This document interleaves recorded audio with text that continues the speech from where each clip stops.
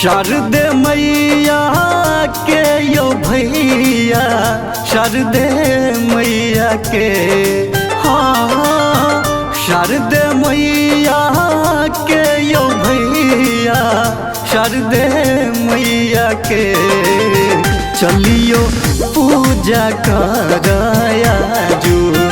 भैया शारदे मैया के चलियो पूजा कराया जो सब मिल शारदे मैया के।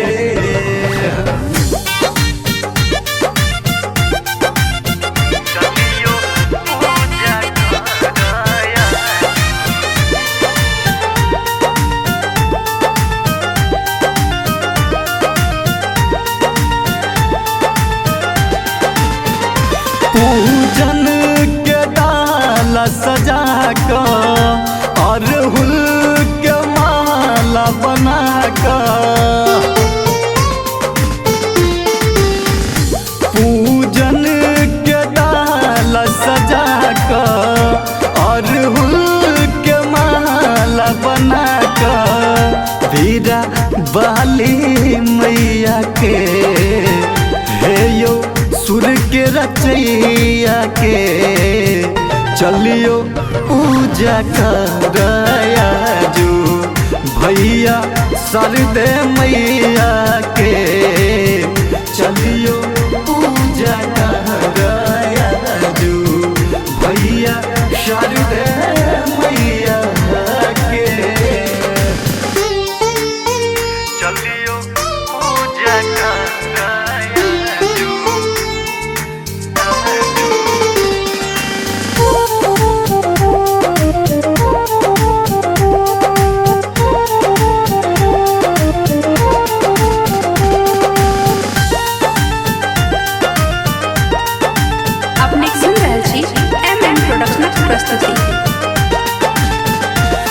हंसक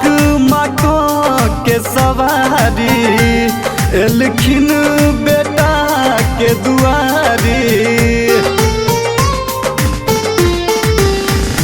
हंसक माको के सवारी एलखिन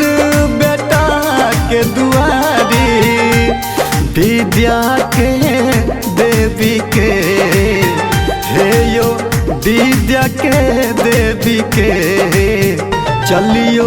पूजा कराया जो भैया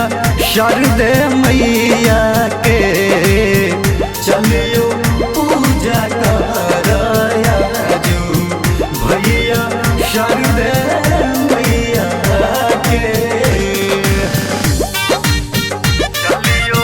पूजा कराया।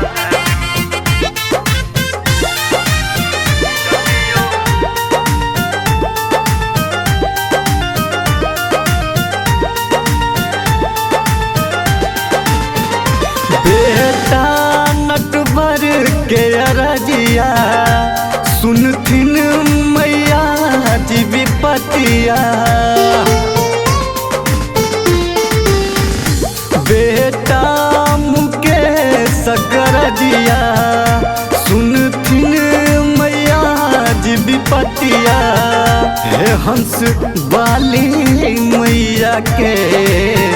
हे यो सरस्वती मैया के आज आशिक चरण को हरावे अपन शारदे मैया के आज आशिक चरण को हरावे अपन शारदे मैया के। शारदे मैया के यो भैया शारदे मैया के, हाँ शारदे मैया के यो भैया शारदे मैया के चलियो पूजा कराया जो भैया शारदे मैया के